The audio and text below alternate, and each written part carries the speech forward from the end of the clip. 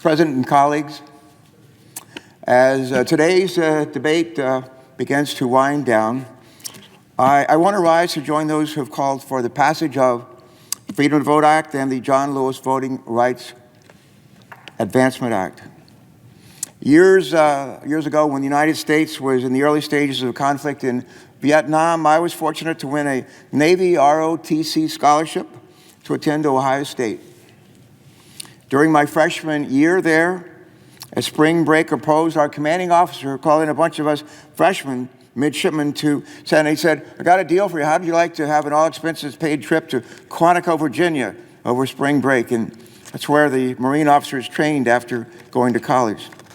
We all raised our hands and said, "Count us in."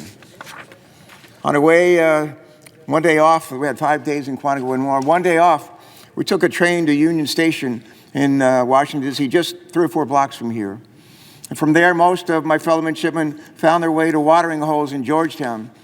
I chose to visit Capitol Hill. It's a place I'd never been. That day, I walked up Delaware Avenue and past this building, somehow find my way into the Rayburn House office building, just a short distance from where we're gathered today. I walked up to a security officer there and asked if there are any hearings underway that I might try to sit in on. He said, "Yep." He directed me to a long line leading to the House Judiciary Committee room. And after a long wait, I finally had the chance to find a seat and watch in person the debate over what would later become the Voting Rights Act of 1965. I was glued to that seat for hours, mesmerized by what I said and what I heard. Later, back on the train to Quantico that evening, my friends asked me what I had found on Capitol Hill and that day, and I told them I thought I may have found my future. And as it turned out, I did. That day and in the days to come, those hearings, inspired by the civil rights movement, forced a spotlight on the discriminatory state laws that had made it nearly impossible for many black Americans to vote 100 years after the end of the Civil War. Years earlier, my sister and I had grown up in Danville, Virginia, the last capital of the Confederacy. There we saw racial discrimination up close and personal. Even as children, we knew it was wrong, and we knew it had to change. Sitting in Rayburn years later, I found the place where I thought, just maybe, I might be able to help do something to right that wrong. Nearly 18 years later, since sitting in that hearing room, after I'd finished my studies and completed my 3rd deployment to Southeast Asia as a naval flight officer during the Vietnam War, I found myself back on Capitol Hill in these halls, this time serving alongside of John Lewis in the House of Representatives. And after years of blatant discrimination and voter suppression, specifically targeted at black Americans, we began to witness change.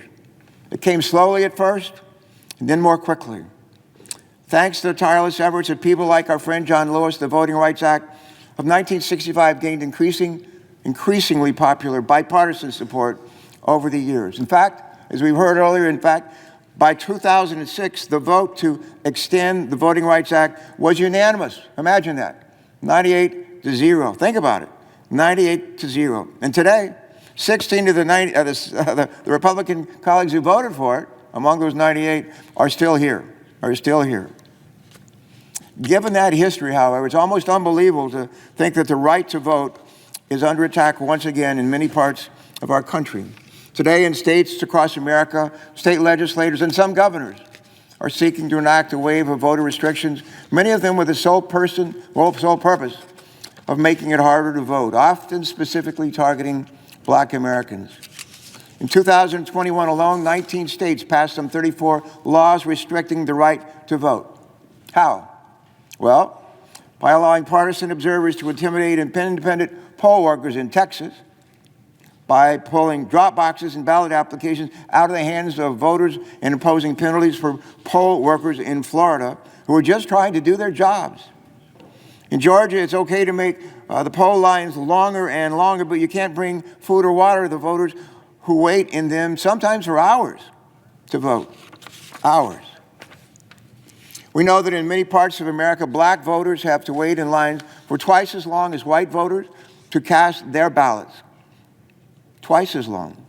And in some places for up to 6 hours. That's not just morally wrong, and it's an assault on who we are as a people. How can we look at what's happening and not ask, for God's sake, can't we do better than this? Indeed, we must. Let me leave you with one idea that worked in 1965 and just might work again in 2022. You know, every day across our country, Americans gather in places of worship. Every major religion in the world relies on one common principle that bolsters our connection to each other. The Golden Rule. The idea that we should love our neighbor as ourselves. The idea that we ought to treat people the way we want to be treated. Most Americans would be surprised to learn that admonition is repeated almost weekly in multiple Bible studies and prayer breakfasts that are regularly held here on Capitol Hill throughout the year.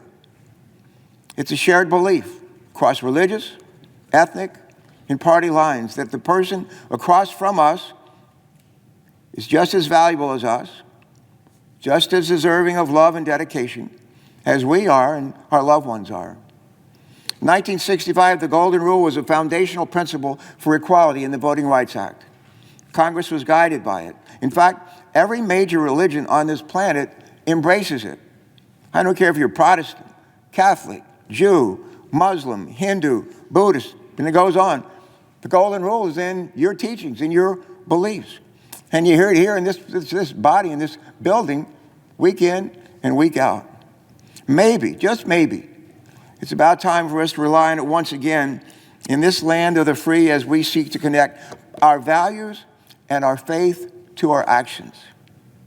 Most of us will recall that both Dr. King and the preamble of our Constitution called on us to work to make this a more perfect union and fulfill the promise of our founders that all men and women are created equal. And while across our country today, we're seeing a growing wave of voter restrictions, I'm reminded of what Martin Luther King said many years ago. He said this, he said, "Only when it's dark enough can we see the stars." Think about it. Only when it's dark enough can we see the stars.